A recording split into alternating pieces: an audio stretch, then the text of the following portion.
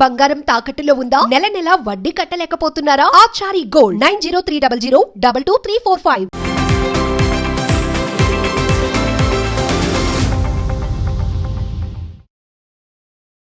నమస్తే, welcome to our channel. నేను మీ దిలీప్.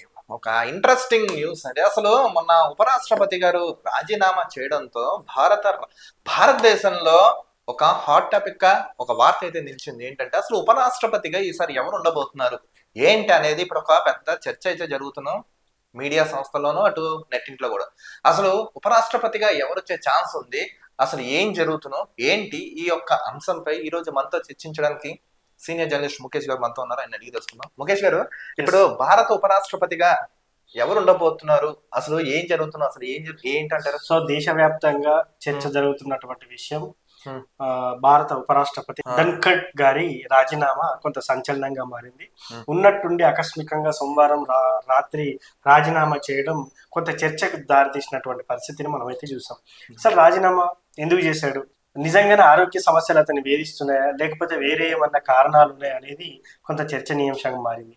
అదేవిధంగా చూసుకున్నట్టయితే కొన్ని రాజకీయ ఒత్తిళ్లకు తలొగ్గి రాజీనామా చేయాల్సింది వచ్చిందని చెప్పేసి ప్రతిపక్ష నాయకులు ఎవరైతే కాంగ్రెస్ పార్టీకి సంబంధించిన ఉన్నారో వారైతే ఆరోపించినటువంటి పరిస్థితిని మనం చూస్తున్నాం. ఏది ఏమైనప్పటికీ కూడా ఇప్పుడు కొత్త రాష్ట్రపతి ఎవరు అనేది చర్చ బలంగా జరుగుతూ ఉంది. మరి కొత్త రాష్ట్రపతి ఎవరిని పెడితే బాగుంటుంది? బీజేపీ కొంత ఏం చేసినా కూడా కొంత పొలిటికల్ గా బాగుండడానికి, అంటే పొలిటికల్ గా గ్రిప్ సాధించడానికి ఇలాంటి కొన్ని ఎత్తుపల్లాలు వేస్తూ ఉంటది అని చెప్పేసి కొంతమంది రాజకీయ విశ్లేషకులు చెప్తున్నటువంటి పరిస్థితి. సో ఈ క్రమంలోనే మరి ఈ కాబోయే ఉపరాష్ట్రపతిని కూడా మళ్ళీ ఎలా ఎంపిక చేస్తారు, ఎవరిని ఎంపిక చేస్తారు, దీంట్లో కూడా రాజకీయ లబ్ధి ఉంటుందా అని చెప్పేసి కొంత చర్చనీయాంశంగా మారింది.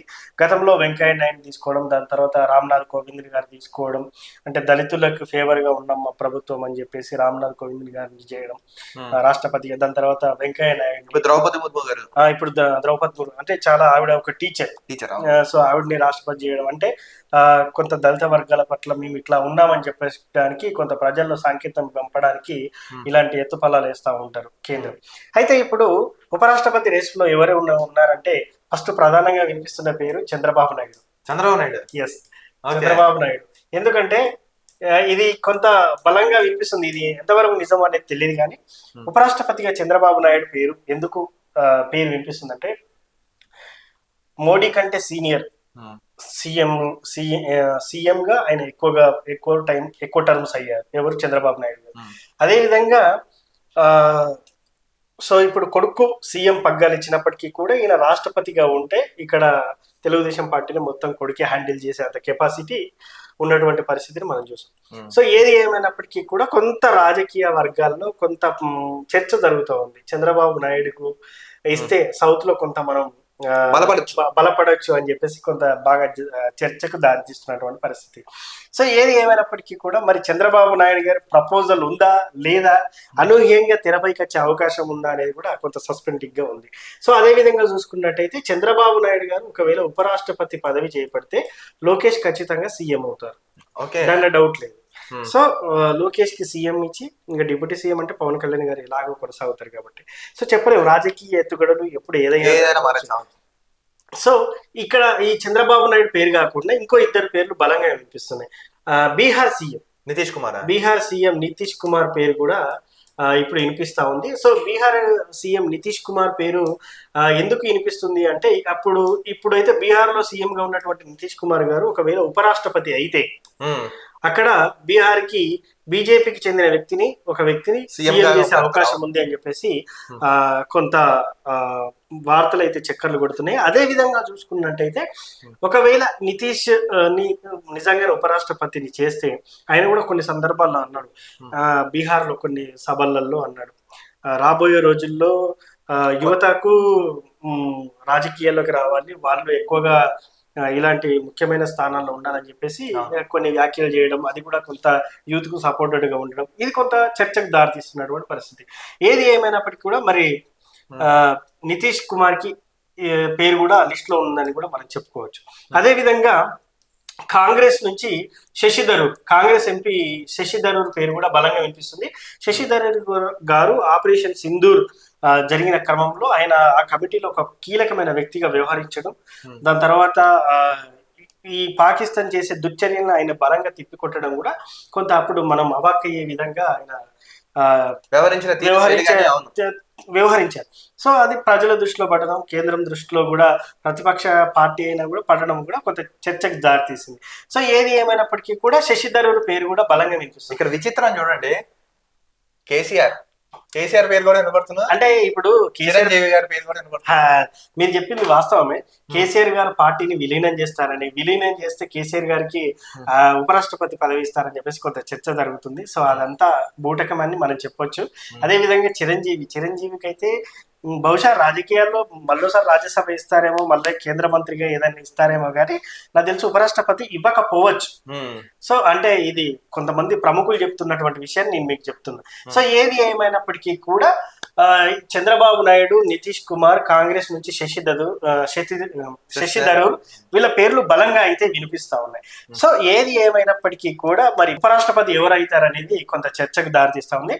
సో రాష్ట్రపతి కావడానికి అసలు ఉపరాష్ట్రపతిని ఎలా ఎన్నుకుంటారనేది నేను ఒకసారి మీకు చెప్తాను. రాష్ట్రపతిని పార్లమెంట్ ఉభయ సభల్లో ఎన్నుకుంటారు. సో వాళ్ళకి ఎంత మెజారిటీ ఉండాలంటే 394 మంది మద్దతు ఉంటే ఇప్పుడున్నటువంటి ప్రభుత్వానికి ఉపరాష్ట్రపతిని డైరెక్ట్ గా ఏకగ్రీవంగా ఎన్నుకునే అవకాశం అయితే ఇక్కడ లోక్సభలో 293 మంది బీజేపీకి, అదే విధంగా రాజ్యసభలో 129 మంది మద్దతు అయితే ఉంది. సో డైరెక్ట్ గా మొత్తం కలిపితే ఎంత అవుతుంది? సో మెజారిటీ కంటే కొంత ఎక్కువనే వచ్చే అవకాశం అయితే ఉంది. సో ఈ కారణం చేత ఏకగ్రీవంగా కూడా ఉపరాష్ట్రపతి పేరుని ప్రపోజల్ గా పెట్టి డైరెక్ట్ గా ఎన్నుకునే అవకాశం అయితే ఉంటుంది. సో ఏది ఏమైనప్పటికీ ఉపరాష్ట్రపతిని నియామకాన్ని తొందరగా నియామకం జరుపుతారా, కొంత అలసత్వం వహిస్తారనేది ఇప్పుడే మనం చెప్పలేము. సో ఏది ఏమైనప్పటికీ కూడా ఉపరాష్ట్రపతిని ఎన్నుకునే విషయంలో బాగా కసరత్తు అయితే జరుగుతుంది. ప్రధానంగా ప్రముఖుల పేర్లు కూడా వినిపిస్తూ ఉన్నాయి. ముఖ్యంగా చంద్రబాబు నాయుడు పేరు, బీహార్ సీఎం నితీష్ కుమార్, సీఎం శశి థరూర్ వీళ్ళ పేర్లు అయితే బలంగా వినిపిస్తున్నాయి. చూద్దాం. ఏది ఏమైనప్పటికీ కూడా బీజేపీ ఎవరికి ఉపరాష్ట్రపతి పదవి ఇచ్చే అవకాశం ఉంది. సో నిజంగానే సౌత్ నుంచి చంద్రబాబు గారికి ఇచ్చి ఇక్కడ బీజేపీని బలం చేకూర్చే అవకాశం ఉంటుందా అనేది కూడా మనం చూద్దాం. అదే విధంగా నిన్ననే రేవంత్ రెడ్డి గారు ఒక విషయాన్ని చెప్పారు. బండారు దత్తాత్రేయ గారిని కూడా ఉపరాష్ట్రపతి చేయాలి, ఎందుకంటే ఆయన చాలా సూపర్ సీనియర్ అని చెప్పేసి అంతా కొంత చర్చనైతే లేవనెత్తారు. ఏది ఏమైనప్పటికీ కూడా ఉపరాష్ట్ర పదవి ఎవరికి వరిస్తుంది అనేది కొంత చర్చనీయాంశంగా మారింది, కొంచెం సస్పెన్స్ ని క్రియేట్ చేస్తుంది. ఉపరాష్ట్రపతి పదవి ఎవరికి వరిస్తుందో మరి వేచి చూద్దాం. ఇంకొక విషయం చూడండి, ఇప్పుడు బీజేపీ వాళ్ళు ఇప్పుడు కొన్ని రాష్ట్రాల్లో అసెంబ్లీ ఎన్నికలు ఉన్నాయి. అవును. సో ఈ అసెంబ్లీ రాష్ట్రాల్లో ఏవైతే ఎన్నికలు జరుగుతున్నాయో ఆ రాష్ట్రం నుంచి ఎవరైతే బాగా సీనియర్ లీడర్ ఉన్నారో వాళ్ళకి ఇచ్చే ఛాన్స్ ఉంది. సో దట్ వీళ్ళు అక్కడ గవర్నమెంట్ ఫామ్ చేసే యోచనలో ఉన్నారని విశ్లేషకులు సైతం కూడా కొంతమంది చెప్తున్నారు. ఇప్పుడు ప్రధానంగా తమిళనాడులో ఎలక్షన్స్ రాబోతున్నాయి, బెంగాల్లో రాబోతున్నాయి, ఇలా 3-4 రాష్ట్రాల్లో ఎన్నికలు ఉన్నాయి.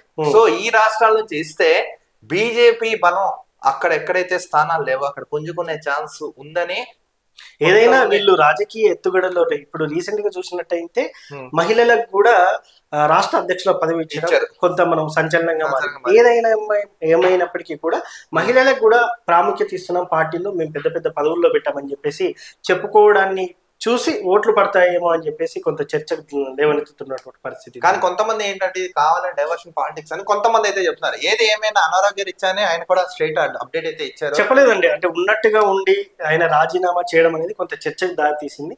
చూద్దాం మరి నిజంగానే ఆరోగ్య సమస్యల ఏది రాజకీయాల్లో ఏది దాగదు, కొన్ని రోజుల్లో బయటపడుతుంది. ఏది ఏమైనప్పటికీ కూడా ఆయన రాజీనామాని మనం కాదు రాజకీయ వర్గాల్లో కొంత చర్చ అయితే జరుగుతూ ఉంది. చూద్దాం మరి ఉపరాష్ట్రపతి పదవిని ఎవరు చేపడతారు, ఏంటి అసలు ఉపరాష్ట్రపతి పదవితోని రాజకీయాల్లో ఏమన్నా మార్పు సంభవించే అవకాశం ఉందనేది కూడా కొంత సస్పెన్స్ అయితే మిగిలింది. సో ఈ వీడియోపై ఎవరికి మేమైతే క్లియర్ గా ఎక్స్ప్లెయిన్ చేస్తాను, మీకేమనిపించింది ఈ వీడియోపై మీ అభిప్రాయాన్ని కామెంట్స్ రూపంలో అయితే తెలపండి. మరో టాపిక్ తో కలుద్దాం. నేను మీ దిలీప్, చూస్తున్నాను అవర్ ఛానల్ విత్ ముఖేష్.